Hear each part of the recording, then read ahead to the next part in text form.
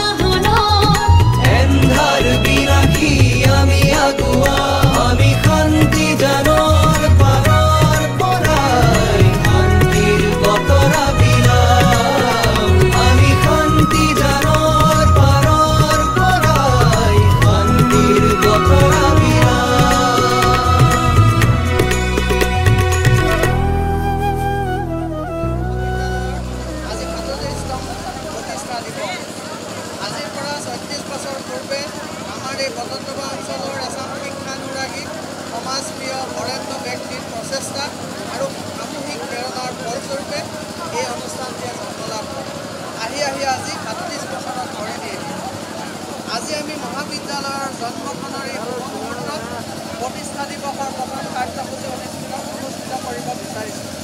আহক আমি একত্ৰিত হৈ আমাৰ এই মহান অনুষ্ঠানটিৰ প্ৰথম কাৰ্যসূচী হিচাপে মহাবিদ্যালয়ৰ পতাকা উন্মোচন কৰিবলৈ আগবাঢ়ি যাওঁ।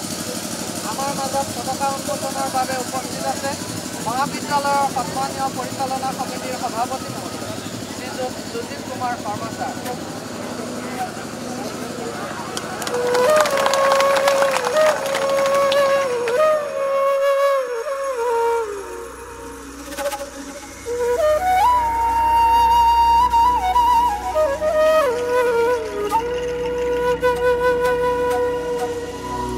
আমি শান্তি জানৰ পাৰৰ পৰাই শান্তিৰ বতৰা বিলাম আমি শান্তি জানৰ পাৰৰ পৰাই শান্তিৰ বতৰা বিলাম মানুহ গঢ়াৰ পৰ বুকুত সাৱটি লৈ মানুহ গঢ়াৰ পৰ বুকুত সাৱটি লৈ সাধনাৰ মোকো চুমি আগুৱা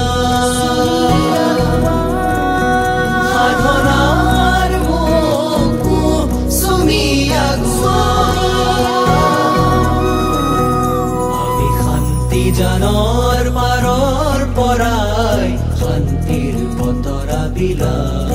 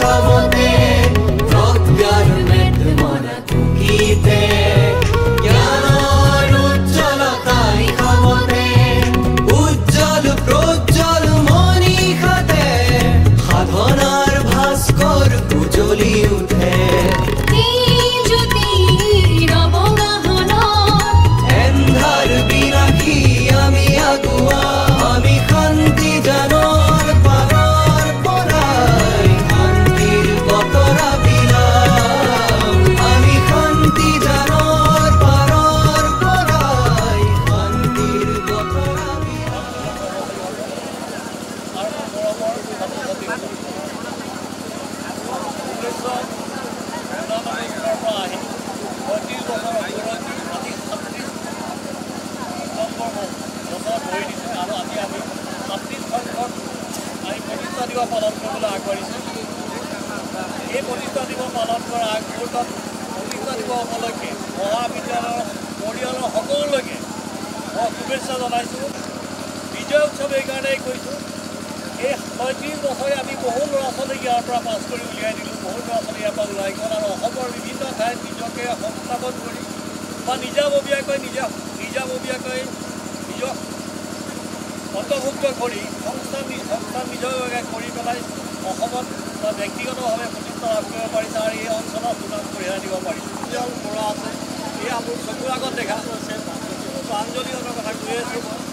গতিকে বিভিন্ন ঠাইত প্ৰতিষ্ঠা লাভ কৰিছে, গতিকে সেই হিচাপে মই বিজয়ৰ কথা কৈছোঁ। শ্ৰী শ্ৰী শংকৰদেৱ মহাবিদ্যালয়।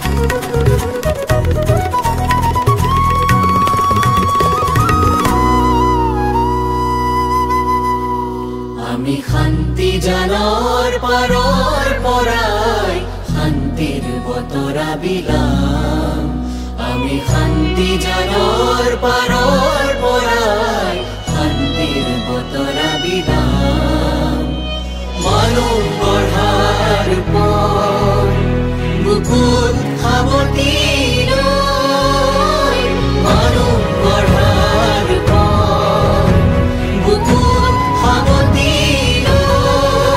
সাধনাৰ মোকো চুমি আগুৱা সাধনাৰ মোকো চুমি আগুৱা আমি শান্তি জানৰ পাৰৰ পৰাই শান্তিৰ বতৰা বিলাম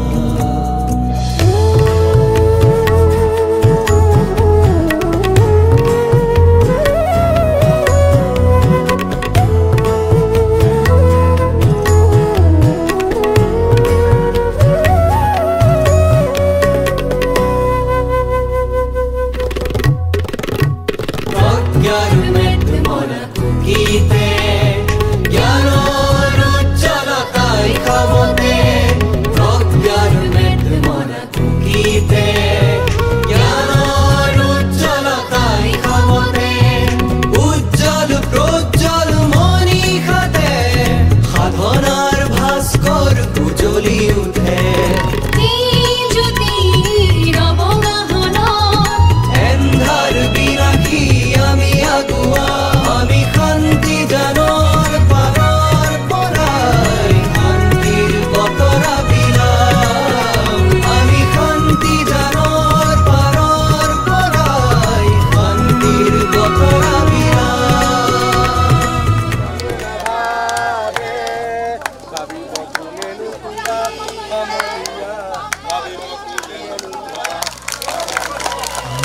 অতন্দ্ৰ প্ৰহৰী অসমীৰ সন্তান জাগ্ৰত সময়ে কৰে আহ্বান স্বজাতিৰ স্বমাতিৰ বুকুৰুমেৰে আগুৱাই যাম বুকুৰুমেৰে আগুৱাই যাম বুদ্ধি কথাৰ কেতেলি খনি পাৰি দিলো শান্তি জানৰ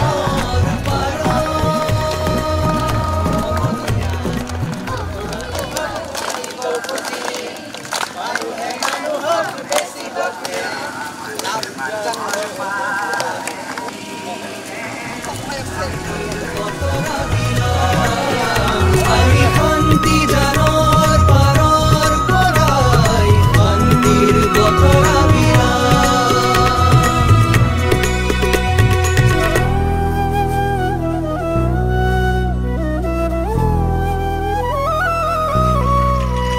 আমি অতন্দ্ৰ প্ৰহৰী অসমীৰ সন্তান জাগ্ৰত সময়ে কৰে আহ্বান স্বজাতিৰ স্বমাতিৰ বুকুৰুমেৰে আগুৱাই যাম বুকুৰুমেৰে আগুৱাই যাম বুদ্ধি কথাৰ কেতেলি খনি পাৰি দিলো শান্তি জানৰ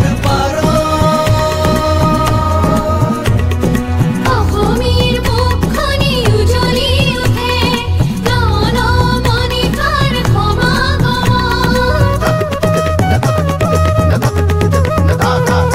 অসমীৰ মুখখনি উজ্বলি উঠে নন মণিকাৰ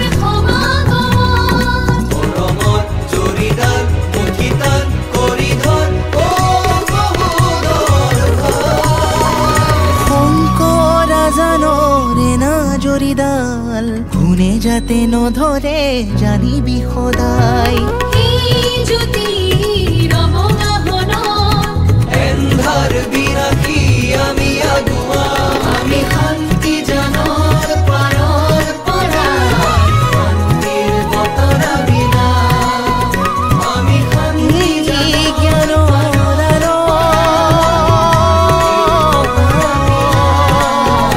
আমি শান্তি জানৰ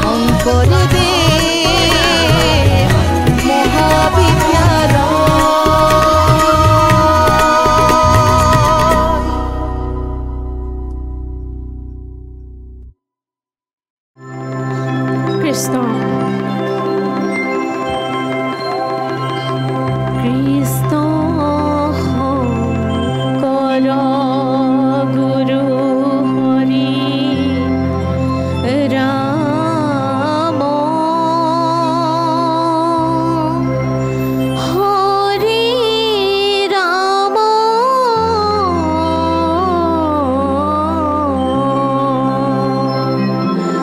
হৰি ৰাম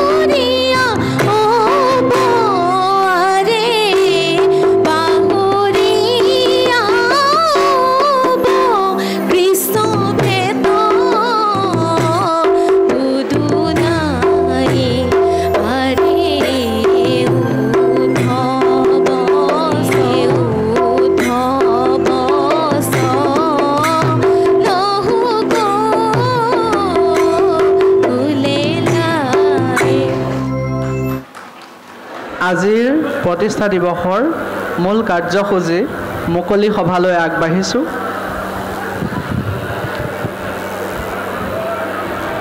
আমাৰ মঞ্চলৈ মহাবিদ্যালয়ৰ প্ৰতিষ্ঠাপক অধ্যক্ষ এতিয়া আমি মঞ্চত আমাৰ অধ্যক্ষা মহোদয়ক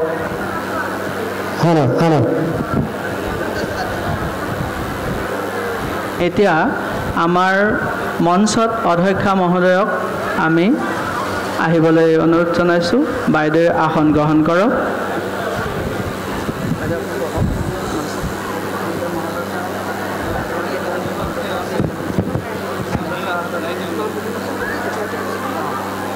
আমাৰ মঞ্চলৈ আমাৰ মহাবিদ্যালয়ৰ উপাধ্যক্ষ মহোদয়ক আহ্বান জনাইছোঁ। সুপ্ৰভাত জনালোঁ। শান্তিজানৰ পাৰলৈ উষ্ম আদৰণি জনাইছোঁ আটাইকে, আৰু এই মহাপুৰুষজনাৰ পবিত্ৰ ভূমিলৈও সকলোকে আদৰণি জনাইছোঁ, আৰু এই মহাবিদ্যালয়খনলৈও সকলোকে আদৰণি জনাই আমাৰ আজিৰ কাৰ্যসূচীখন মই সভাপতি মহোদয়ৰ হাতত অৰ্পণ কৰিবলৈ ওলাইছোঁ, আৰু এই অনুষ্ঠানটোত সকলোৰে সহায় সহযোগিতা কামনা কৰিলোঁ। নগাঁও জিলাৰ উপায়ুক্ত মহোদয়, মঞ্চত উপবিষ্ট এই মহাবিদ্যালয়ৰ প্ৰতিষ্ঠাপক অধ্যক্ষ ভোগেশ্বৰ বৰাদেৱ, মহাবিদ্যালয়ৰ অধ্যক্ষা উপাধ্যক্ষা, মোৰ সন্মুখত থকা মহাবিদ্যালয়ৰ অধ্যাপক অধ্যাপিকাৰ লগতে মহাবিদ্যালয়ৰ কৰ্মচাৰীবৃন্দ, উপস্থিত অতিথিবৃন্দ আৰু মৰমৰ ছাত্ৰ ছাত্ৰীসকল, মহাবিদ্যালয়ৰ অধ্যক্ষাৰ অনুৰোধ মৰ্মে মই আজি সভাপতি আসন গ্ৰহণ কৰিলোঁ। সভাপতি মহোদয়ৰ আহ্বান ক্ৰমে আজিৰ এই মূল সভাৰ সম্বৰ্ধনা অনুষ্ঠানৰ মই হাত ধৰিবলৈ ওলাইছোঁ। পোনপ্ৰথমে আমি সম্বৰ্ধনা জনাব বিচাৰিছোঁ আজি মহাবিদ্যালয়ৰ এই মুকলি সভাৰ সভাপতি মহোদয়ক এখনি ফুলাম গামোচা আৰু এটি স্মাৰকেৰে সৈতে সম্বৰ্ধনা জনাব আমাৰ মহাবিদ্যালয়ৰ ৰাজনীতি বিজ্ঞান বিভাগৰ অধ্যাপক মন্তু কুমাৰ বৰাই।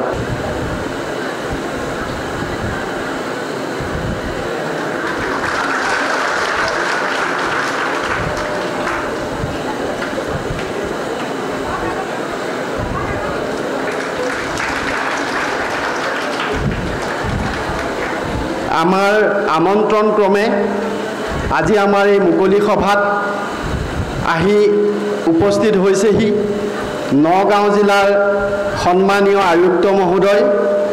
আয়ুক্ত মহোদয়ক এখনি ফুলাম গামোচা, এটি স্মাৰক আৰু এটি কিতাপৰ টোপোলাৰে সম্বৰ্ধনা জনাব আমাৰ মহাবিদ্যালয়ৰ IQACৰ কোঅৰ্ডিনেটৰ ডক্টৰ আছিক ইলাহী ডাঙৰীয়াই।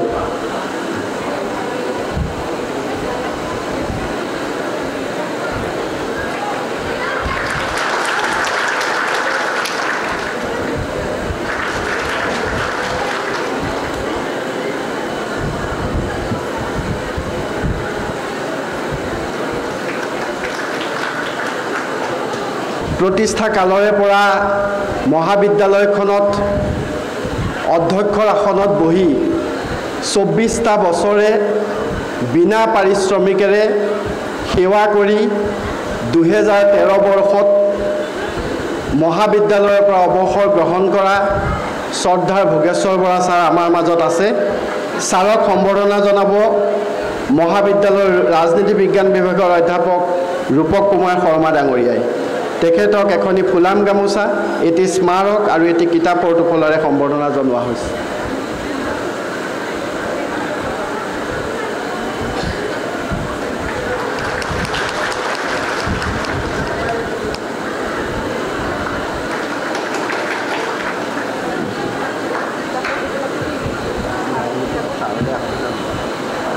অৱসৰপ্ৰাপ্ত জ্যেষ্ঠ অধ্যাপিকা আৰু কিছুদিনৰ কাৰণে অধ্যক্ষৰ আসনত অলংকৃত কৰা ডক্টৰ বীণা কলিতা বাইদেউ, আমি আমাৰ অৱসৰপ্ৰাপ্ত জ্যেষ্ঠ অধ্যাপিকা ডক্টৰ বীণা কলিতা বাইদেউক এখনি ফুলাম গামোচাৰে সম্বৰ্ধনা জনাব খুজিছোঁ।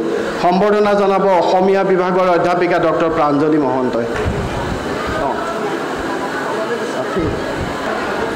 আন এগৰাকী অৱসৰপ্ৰাপ্ত সহকাৰী অধ্যাপক নজৰুল ইছলাম ডাঙৰীয়া, তেখেতে আজি কেইদিনমানৰ আগত অৱসৰ লৈছে মাত্ৰ।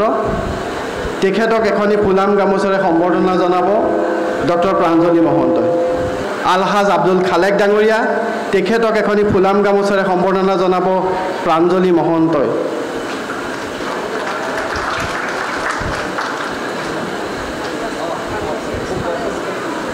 লগত জড়িত এগৰাকী শুভাকাংক্ষী আকাশ আলী ডাঙৰীয়া, তেখেতকো এখনি ফুলাম গামোচাৰে আমি সম্বৰ্ধনা জনাব বিচাৰিছোঁ।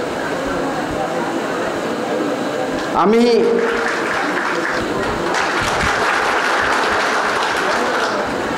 আগবঢ়াবলৈ গৈছোঁ। পুনৰাই এই প্ৰেক্ষাগৃহত উপস্থিত থকা মোৰ সকলো মৰমৰ শিক্ষক সহকৰ্মী আৰু ছাত্ৰ ছাত্ৰীসকললৈ মৰম ও আশীৰ্বাদ আৰু সন্মান যাচিলোঁ। আমাৰ এই মঞ্চত উপবিষ্ট আমাৰ আয়ুক্ত ডাঙৰীয়া দেৱাশীষ শৰ্মাদেৱ আমাৰ মাজত আজি উপস্থিত আছে। লগতে আমাৰ ফাউণ্ডাৰ প্ৰিন্সিপাল ছাৰ, প্ৰতিষ্ঠাপক অধ্যক্ষ মহোদয় আমাৰ মাজত আছে। আমাৰ জেনেৰেল বডিৰ আমাৰ সভাপতি মহোদয় আছে। প্ৰমুখ্যে সকলোকে মোৰ পুনৰবাৰ সশ্ৰদ্ধ প্ৰণাম জনালোঁ। আজি আচলতে আমাৰ প্ৰতিষ্ঠা দিৱস 21 আগষ্ট। মোৰ জইন কৰা আজি একেবাৰে এমাহ আৰু 7 দিন হ'ল। মই নিজকে খুব ভাগ্যৱান বুলি ভাবিছোঁ যে এমাহ 7 দিনত এই প্ৰতিষ্ঠা দিৱসটো মই মোৰ চকুৰ আগত দেখা পাই আছোঁ আৰু লগত আমাৰ ইমানসকল মহান ব্যক্তি উপস্থিত আছে। আমাৰ আয়ুক্ত মহোদয় উপস্থিত থাকি আমাক অতিৰিক্ত উৎসাহ যোগাইছে।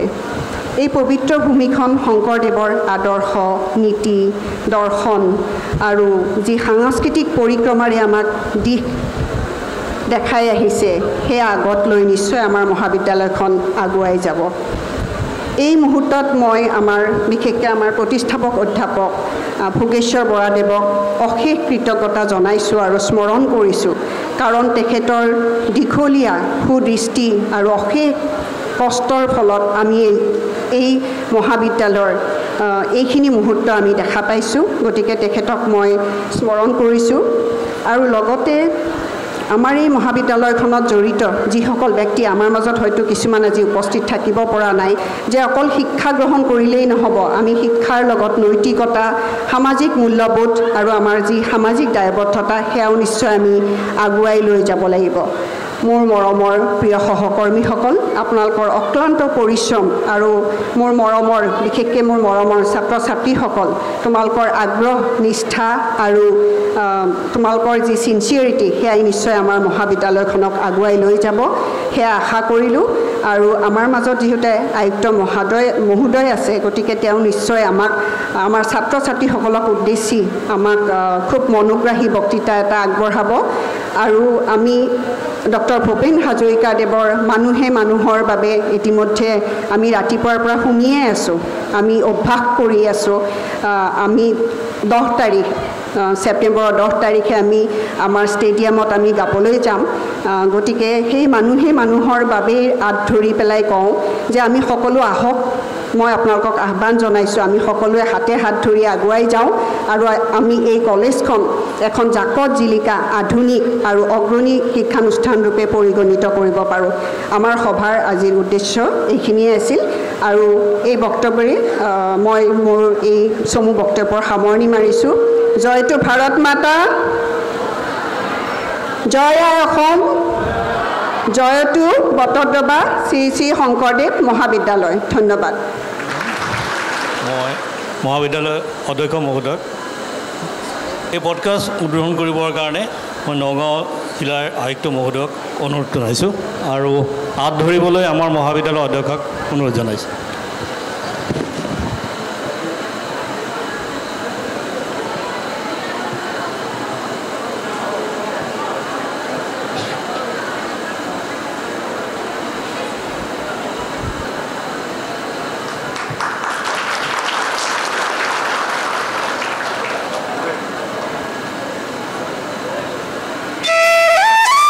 মহাপুৰুষ শ্ৰীমন্ত শংকৰদেৱৰ জীৱন আৰু কৃতিৰাজিৰ বিষয়ে সকলোকে নমস্কাৰ জনাইছোঁ।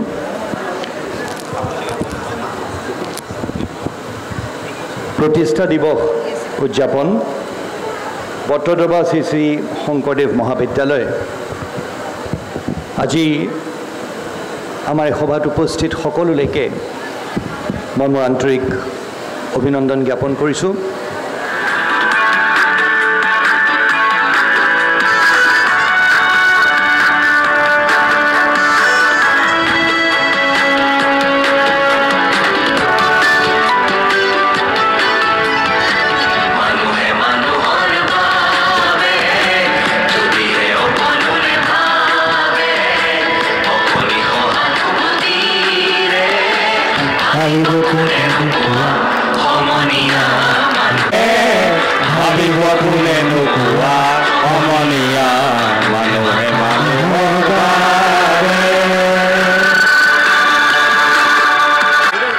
ক্লেপটো বহুত ডাঙৰ কথা দেই। ক্লেপ নহ'লে কিন্তু নহ'ব, সকলোৱে ক্লেপ। বেচিব খুজি মানুহে মানুহক কিনিব খুজি, মানুহে মানুহক বেচিব খুজি, মানুহে মানুহক কিনিব খুজি,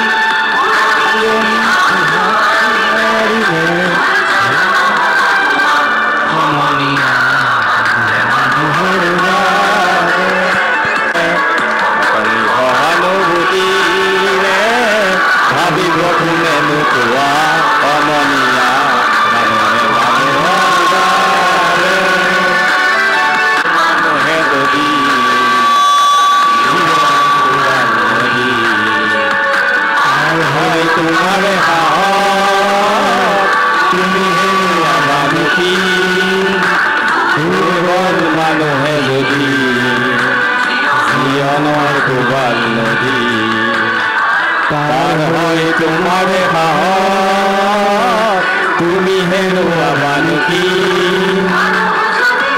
নহয় মানুহ, তাৰ কাহানিও নহয় মানুহ, মানুহ যদি নহয় মানুহ, তাৰ কাহানিও নহয় মানুহ, যদি দানত কাহানি বা হয় মানুহ, লাজ পাব কোনে নোপোৱা সমনীয়া মানুহৰ বাবে, যদি অকণোনে ভাবে সহানুভূতিৰে ভাবিব কোনে নোপোৱা সমনীয়া মানুহে মানুহৰ বাবে।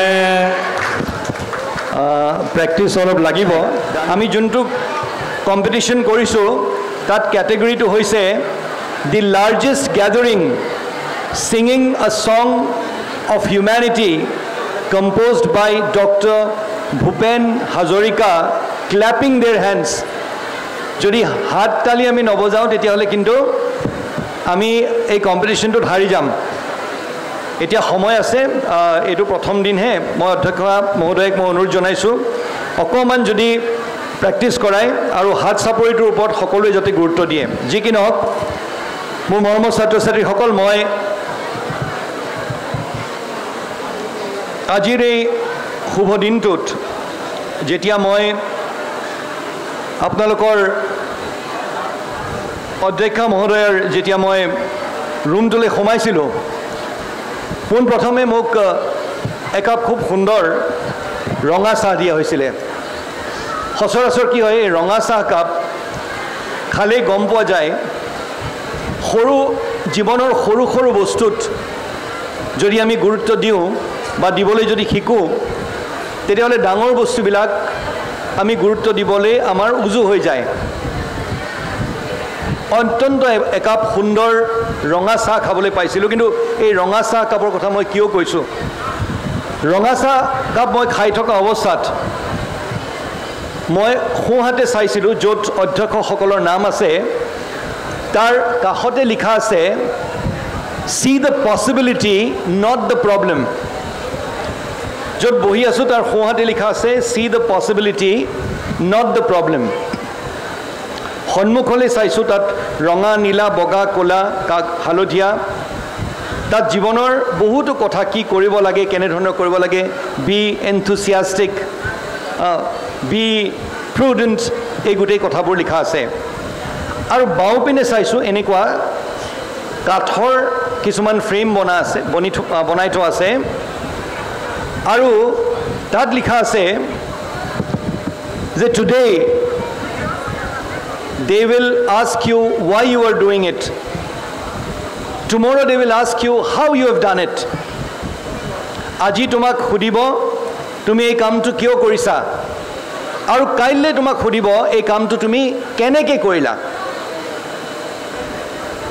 আজি আপোনালোকৰ অধ্যক্ষ মহোদয়াৰ কোঠাটিৰ অফিচৰ কোঠাটিৰ ভিতৰত সোমাই আমি যি প্ৰেৰণা পালোঁ সেই প্ৰেৰণাৰে মই আপোনালোকক এটা কথা কওঁ শুনক আমাৰ সচৰাচৰ কি হয় মই এখন সৰু গাঁৱত অৰুণাচলৰ এখন সৰু গাঁৱত মই ডাঙৰ হৈছিলোঁ মোৰ মা দেউতা তাত শিক্ষয়িত্ৰী হিচাপে কাম কৰিছিলে এজন শিক্ষক আছিলে আব্দুল বাৰেক ছাৰে দেখিলেই ইংৰাজীত কথা পাতে হাউ আৰ ইউ মই তেতিয়া জনা নাছিলোঁ হাউ ডু ইউ ডু বুলি ক'লে ওলোটাই হাউ ডু ইউ ডু বুলি ক'ব লাগে মই নাজানো হাউ ডু ইউ ডু বুলি ক'লে মই I am fine thank you বুলি কৈ দিছিলোঁ মই নাজানিছিলোঁ এই কথাটো আৰু ইংৰাজীৰ প্ৰতি অত্যন্ত বেছি ভয় আছিলে ইমানেই বেছি ভয় আছিলে যে কোনোবা এজন ব্যক্তিয়ে যদি মোক ইংৰাজীত কিবা এটা প্ৰশ্ন সুধিব বুলি ভাবোঁ মই তেওঁক দেখিলে দূৰতে বিদূৰ হওঁ এতিয়া এইষাৰ কথা যে আমি ক'লোঁ যে জীৱনৰ প্ৰতিটো দিশত আমি আমাৰ যোনটো আমাৰ উইকনেছ বুলি ভাবোঁ যোনটো ক্ষেত্ৰত আমি অকণ পিছ পৰি আছোঁ বুলি ভাবোঁ মৰমৰ ছাত্ৰ ছাত্ৰীসকল সদায় আপোনালোকে চাব আমাক আগবঢ়াই লৈ যোৱা মানুহৰ সংখ্যা কম আৰু আমি সদায় মই এখন সৰু টাউনত ডাঙৰ হ'লোঁ বা সৰু গাঁও এখনৰ স্কুলৰ পৰা LP স্কুলৰ পৰা মই পঢ়ি আহিলোঁ তাত মই ইংৰাজী ভালকৈ শিকিবলৈ নেপালোঁ মই কাইলৈ ACS পৰীক্ষা দিবলৈ বিচাৰিছোঁ কিন্তু মোৰ মা দেউতাৰ হাতত মোক ACSৰ কোচিং দিবলৈ তেওঁলোকৰ টকা পইচা নাই মই স্নাতক লৈ পেলাই মই কোনোবা এটা ভাষাত পঢ়িব বুলি ভাবিছোঁ কিন্তু মোৰ ঘৰৰ মানুহৰ হাতত সেই সিমানখিনি ফিজ দিবলৈ টকা নাই মেডিকেল পঢ়িম বুলি ভাবিছোঁ কিন্তু বা ইঞ্জিনিয়াৰিং পঢ়িম বুলি ভাবিছোঁ কিন্তু নানান ধৰণৰ অসুবিধাৰ বাবে মই পঢ়িব পৰা নাই আজি যদি অকল আমাৰ যিখিনি কথা নাই ক্ষমা কৰিব অকল যদি সেইখিনিৰ ওপৰত আমি ফ'কাছ কৰোঁ অকল যদি আমি এইটো ভাবোঁ যে মোৰ হাতত এইটো নাই তেতিয়াহ'লে কি হ'ব গোটেই জীৱনটো আমি নাই বুলি ভাবি জীৱনত আমি আগবাঢ়ি যাব নোৱাৰিম তাৰ বাবে এটা কথা তোমালোকে মনত ৰাখিবা যে সদায় এটা পজিটিভ থিংকিং বুলি যোনটো কয় মনত সদায় এনে ধৰণৰ ভাৱ নিগেটিভ ভাৱ নিজকে পিছুৱাই যোৱা ভাৱ কেতিয়াও আহিবলৈ নিদিবা হাই জাম্প বা লং জাম্প যিসকলে খেলে সদায় মনত ৰাখিবা আমি 10টা খোজ হয়তো পিছলৈ ল'বলগীয়া হ'ব পাৰে কিন্তু 10টা খোজ আমি পিছলৈ লৈছোঁ বা পিছুৱাই গৈছোঁ যিহেতুকে আমি জোৰকৈ আগবাঢ়ি যাম আৰু আটাইতকৈ দীঘল আমাৰ জাপটো মাৰিম বা আটাইতকৈ ওখ আমি জাপটো মাৰিম এটা কথা শ্ৰদ্ধেয় ৰাইজ মোৰ মৰমৰ ছাত্ৰ ছাত্ৰীসকল জীৱনত আগবাঢ়ি যাবলৈ এটা সৰু এটা মই ইংৰাজীৰ এটা কবিতা কৈছোঁ ইংৰাজী কবিতাটো হৈছে sow a thought and reap an act sow an act and reap a habit sow a habit and reap a character sow a character and reap a destiny তাৰ মানেটো হৈছে কি sow মানে হ'ল ৰুই দিয়া আৰু reap মানে হ'ল আমি ধান যে কাটো সেই ধানটো কটা বা যিকোনো এটা বস্তু কটা sow a thought তোমাৰ মনৰ এটা মহানুভাৱ এটা ডাঙৰ ভাৱ এটা মই জীৱনৰ মোৰ এটা গোল এটা আছে মই এইখিনি মোৰ লক্ষ্যত মই উপনীত হ'ব লাগিব sow a thought and reap an act অকল মনত ভাৱ থাকিলেই নহ'ব তাৰ বাবে আমি কাম কৰিব লাগিব সো act মানে হৈছে এটা আমি কাম কৰিবলৈ বা আমি আমাৰ লক্ষ্যত উপনীত হ'বলৈ এটা ৰোড মেপ আমি কেনে ধৰণে আগবাঢ়ি যাম তাৰ বাবে এটা সু পৰিকল্পনা sow a thought and reap an act তাৰপিছত আকৌ কি কৈছে so an act and reap a habit এটা এক্ট নিজৰ যোনটো কাম তুমি লক্ষ্যত উপনীত হ'বলৈ নিজে পৰিকল্পনা বা পৰিচালনা কৰি লৈছা সেই কামটো এনেধৰণে কৰিবলৈ আৰম্ভ কৰিবা যাতে সেইটো এটা হেবিট হৈ যায় হেবিট যদি হৈ যায় এতিয়া আমি গিটাৰখন যদি বজাবলৈ লৈছোঁ প্ৰথমতে গিটাৰখন বজাবলৈ অত্যন্ত অসুবিধা হয় কৰ্ডছবিলাক যেতিয়া ধৰোঁ বহু ক্ষেত্ৰত প্ৰায় 60-70% মানুহে মাজতে এৰি দিয়ে যে মোৰ হাতখন খুব বিষাইছে মই গিটাৰ নবজাওঁ বা যিকোনো ইনষ্ট্ৰুমেণ্ট বা তবলা মই নবজাওঁ কিন্তু যিসকল ব্যক্তি থাকি যায় যিসকল ৰৈ যায় সেইখিনি প্ৰত্যাহ্বান মানি পেলাই যোনে আগবাঢ়ি যাওঁ বুলি কয় তেওঁলোকে কিন্তু শেষত তবলা বা গিটাৰ ভালকৈ বজাবলৈ আৰম্ভ কৰে এটা সাধাৰণ উদাহৰণ কিন্তু এই উদাহৰণটো জীৱনতো প্ৰযোজ্য তাৰপিছত কৈছে so a habit and reap a character আজি যদি মই ভাল ব্যৱহাৰ কৰোঁ মই যদি ভাল আচৰণ কৰোঁ সেইটো মোৰ কেৰেক্টাৰ হৈ যাব আজি যদি মই ক্লাছত বহি থাকোঁতে কথা পাতি থাকোঁ আৰু সেই কথা পাতি থকাটো শিক্ষকজনলৈ নুশুনি পেলাই কথা পাতি থকাটো যদি মোৰ হেবিট হৈ যায় সেইটোৱে মোৰ কেৰেক্টাৰ হৈ যাব যে তেওঁ যি কৈছে বা নকৈছে মই শুনো বা নুশুনো কোনো কথা নাই মই ক্লাছত কথা পাতিয়েই থাকিম সেই বস্তুটো সেই কথা পতাটো বেলেগৰ কথা নুশুনাটো সেইটো কি হৈ যাব লাহে লাহে কেৰেক্টাৰ হৈ যাব আৰু সেই কেৰেক্টাৰটো হৈ জীৱনৰ ব্যক্তিত্বও আপোনালোকৰ তেনেকুৱা হৈ যাব তাৰ বাবে যিকোনো এটা কাম যদি আপুনি গতানুগতিত কথাত যদি পৰিণত কৰে এটা হেবিটত যদি পৰিণত কৰে সেই বস্তুটো আপোনাৰ কেৰেক্টাৰ হৈ যাব যদি ভাল মানুহ হ'ম বুলি ভাবে যদি ভাল আচৰণ কৰে ভালকৈ যদি পঢ়া শুনা কৰে যদি কষ্ট কৰিম বুলি কয় ভাল মানুহৰ যদি লগত যদি থাকে সেইটো আপোনাৰ কেৰেক্টাৰ হৈ যাব আপোনাৰ বিশিষ্টতা হৈ যাব আপোনাৰ চিনাকি হৈ যাব যে এই ছোৱালীজনী বা এই ল'ৰাজনৰ কেৰেক্টাৰটো সেইটো আৰু এইটোৰ বাবে আমি কষ্ট কৰিব লাগে আৰু শেষত হৈছে so a character ৰুই দিয়া তোমাৰ কেৰেক্টাৰটো and reap a destiny ডেষ্টিনিটো হৈছে গোটেই তোমাৰ ভৱিষ্যতটো আজি ভাল এটা কেৰেক্টাৰ যদি আমি নিজৰ জীৱনত আমি ৰুই দিব পাৰোঁ তেতিয়াহ'লে কাইলৈ অনাগত দিনত আপোনালোক যে আগবাঢ়ি যাব আপোনালোক যে জীৱনত ডাঙৰ মানুহ হ'ব তাৰ কোনো দ্বিতীয় এটা ৰায় বা দ্বিতীয় এটা মত নাই আৰু ডাঙৰ মানুহ তাৰ পৰিভাষাটো বেলেগ সদায় মনত ৰাখিব ডাঙৰ মানুহৰ মানে আপুনি কিমান বেছিকৈ টকা ঘটিলে কিমান ডাঙৰ এটা ঘৰত আছে কিমান ধুনীয়া এখন গাড়ী চলাইছে সেইটো ডাঙৰ কথা নহয় ঠিক আছে ভাল এখন গাড়ী চলাব পাৰিলে ভাল কিন্তু কাইলৈ ইমানখিনি টকা পইচা থাকি ইমান পাৱাৰ থাকি কাইলৈ যদি আপোনাৰ সমাজখনত কিবা এটা যদি ব্যাধি হৈছে সমাজখন যদি জ্বলি আছে যদি আপোনাৰ কাষতে থকা এজন ব্যক্তিয়ে দুখত আছে আৰু সেই দুখৰ প্ৰতি আপোনাৰ কোনো সহৃদয়তা নাই তেতিয়াহ'লে ইমানখিনি টকা পইচা বা ধন বা দৌলত বা ইজ্জতৰ কোনো কিন্তু মানে নাই তাৰ বাবে এইষাৰ কথা এজন ভাল মানুহ হ'বলৈ শিকিব আৰু মই সকলোকে কওঁ স্কুলৰ কিতাপ কলেজৰ কিতাপৰ লগতে নিজৰ জীৱনৰ কিতাপখন পঢ়িব আৰু জীৱনৰ যোনখন কিতাপ হৈছে জীৱনৰ কিতাপখন হৈছে এজন ভাল মানুহ হোৱা জীৱনৰ কিতাপখন হৈছে নিজৰ মা দেউতাক সময় দিয়া নিজৰ সমাজখনক সময় দিয়া নিজৰ অভিভাৱকসকল নিজৰ জ্যেষ্ঠজন নিজৰ শিক্ষক শিক্ষয়িত্ৰীক সন্মান দিয়া আৰু সমাজখনৰ দায়িত্ববোধ গ্ৰহণ কৰা আৰু সমাজখনৰ দায়িত্ববোধ বুলি যেতিয়া কওঁ সমাজখনৰ ভৱিষ্যতৰ নাগৰিক হিচাপে সমাজখনৰ দায়িত্ববোধ হৈছে এটা উদাৰ মন আমি সেলফিশ বুলি এটা শব্দ ইংৰাজীত প্ৰয়োগ কৰোঁ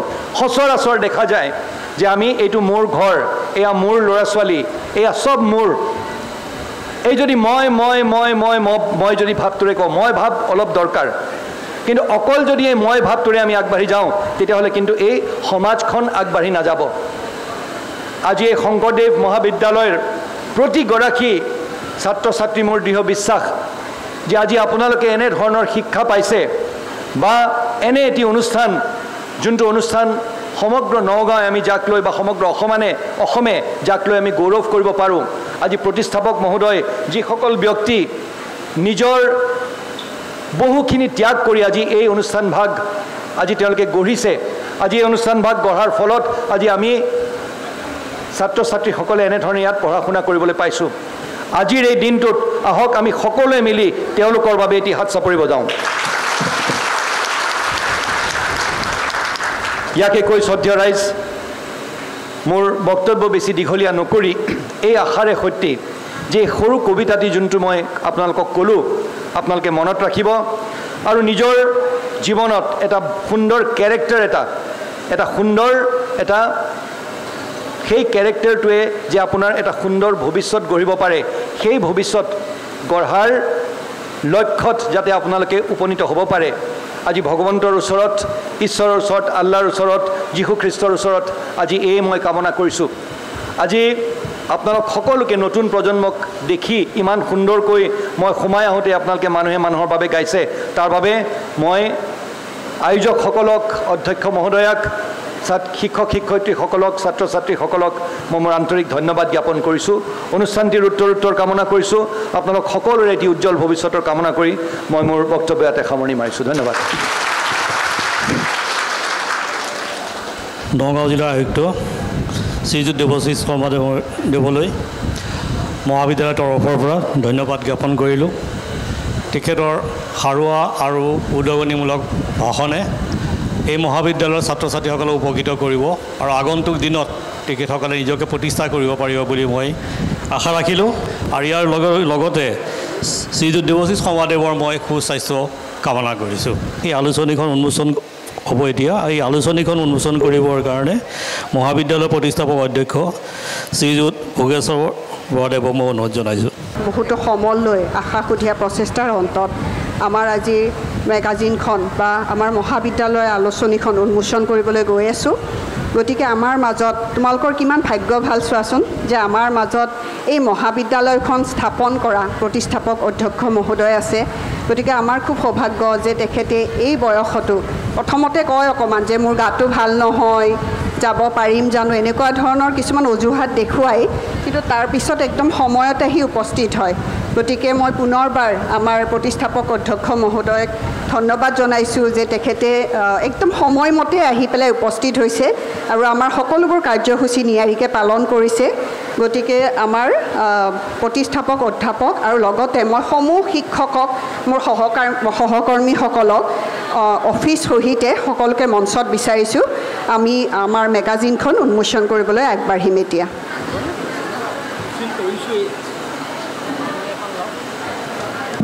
মই সকলো সহকৰ্মীক মঞ্চত বিচাৰিছোঁ অফিচৰ সহকৰ্মীসকলকো মঞ্চত বিচাৰিছোঁ উত্তৰে আকাশী গংগা ভক্তি সৰোবৰ গতিকে এয়া ভক্তিৰ সৰোবৰ বুলি ক'ব পাৰি প্ৰথম প্ৰকাশ এখেতসকলৰ সম্পাদনা আৰু তত্ত্বাৱধান সংখ্যাটি সশ্ৰদ্ধভাৱে উৎসৰ্গা কৰা হ'ল আপোনালোকে চাব গতিকে আমি সময়ৰ কথাটো চিন্তা কৰি এইটো আমি শ্ৰদ্ধাৰে সৈতে এই প্ৰথম সংখ্যাটো আৰু আন্তৰিকতাৰে সৈতে আৰু যথেষ্ট পুৰঠ আৱেগেৰে সৈতে আমি এই আলোচনীখন উন্মোচন কৰিছোঁ গতিকে ইয়াত আমি নতুন সৃষ্টিশীল প্ৰতিভাৰ যিসকল গৰাকী সেই প্ৰতিভাধৰসকলৰ প্ৰতিভাৰ স্বাক্ষৰ আমি নিশ্চয় পাম ইয়াৰ পৰৱৰ্তী সংখ্যাটো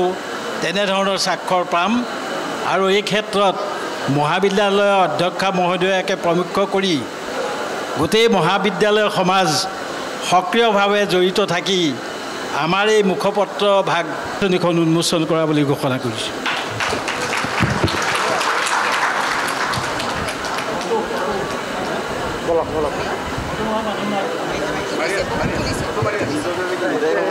আমাৰ মাজত উপস্থিত হৈছেহি আমাৰ মহাবিদ্যালয়ৰ পৰা অৱসৰ গ্ৰহণ কৰা অসমীয়া বিভাগৰ অধ্যাপক শ্ৰী দিলীপ ভূঞা ছাৰ মই দিলীপ ভূঞা ছাৰক এখনি ফুলাম গামোচাৰে সম্বৰ্ধনা জনাবলৈ ডক্টৰ প্ৰাঞ্জলি মহন্তক আহ্বান জনাইছোঁ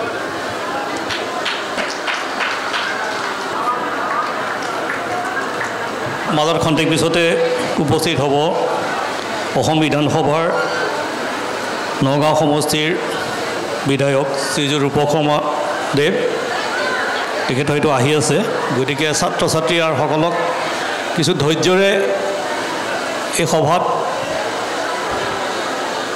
মনোনিৱেশ কৰিবৰ কাৰণে মই অনুৰোধ জনাইছোঁ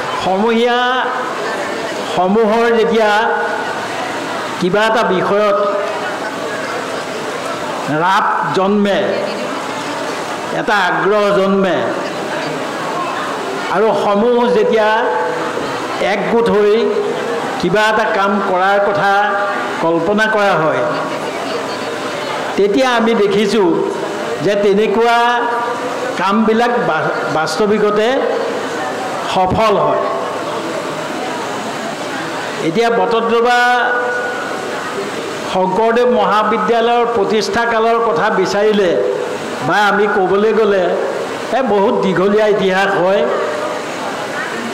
তথাপি থোৰতে মই কেইটামান কথা নক'লে ভাল নালাগে, সেই কথাকেইটা ক'ব লাগিব যে এই মহাবিদ্যালয়ৰ গুৰিতে বটদ্ৰৱা শ্ৰী শ্ৰী শংকৰদেৱ উচ্চতৰ মাধ্যমিক বিদ্যালয়খন, সেই বিদ্যালয়ৰ সেই সময়ৰ কৰ্মৰত অধ্যক্ষ আৰু শিক্ষক কৰ্মচাৰীসকলৰ লগত মহাবিদ্যালয়ৰ বিভিন্ন কাম জড়িত হৈছিল।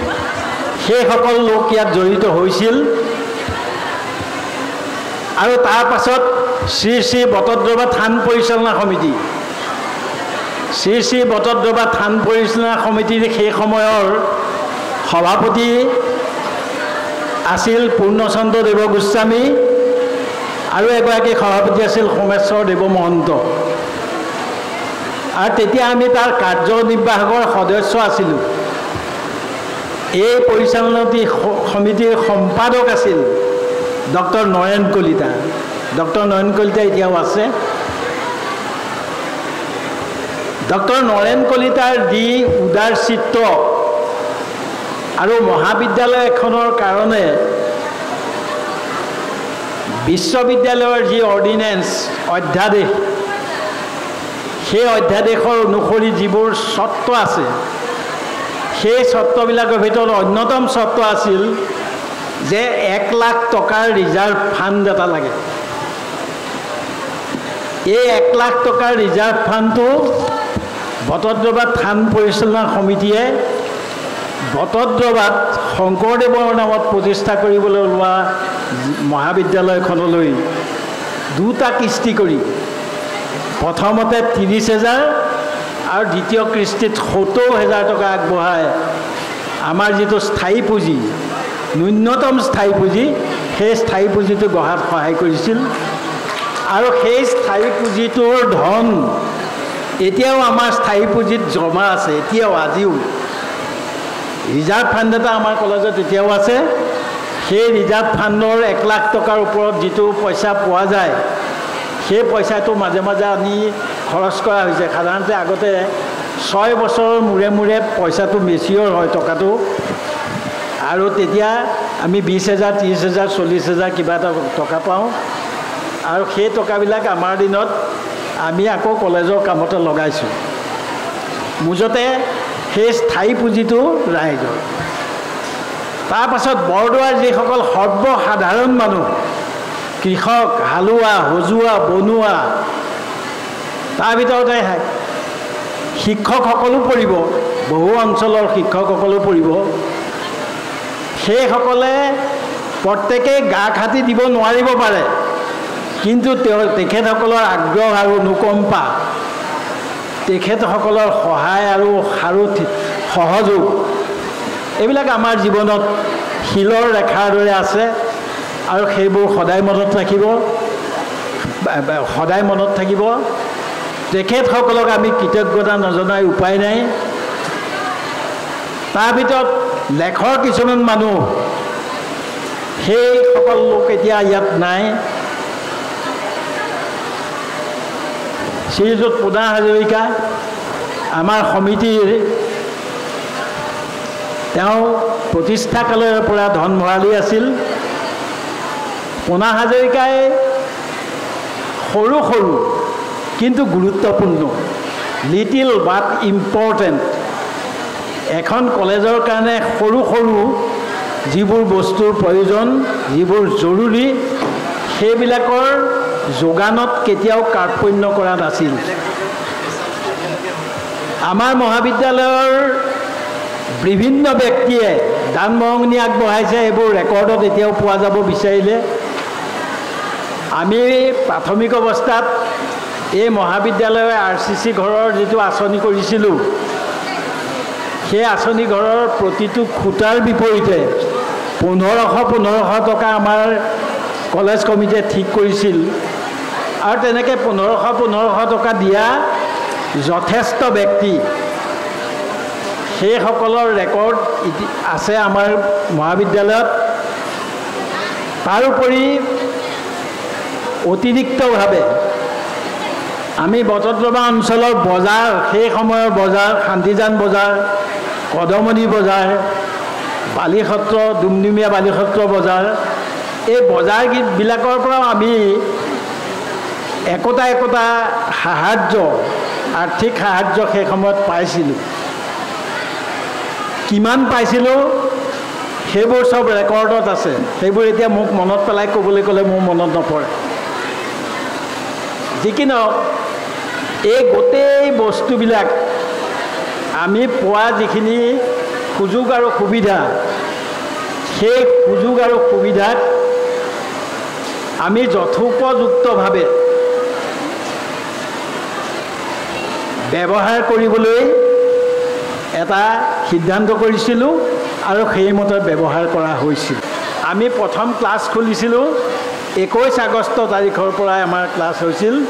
তাৰপাছত মন কৰিবলগীয়া যে দিগেন বৰাৰ কাৰ্যকাল শেষ হোৱাৰ পাছত মাননীয় গৌতম বৰা কংগ্ৰেছৰ বিধায়ক আহিল।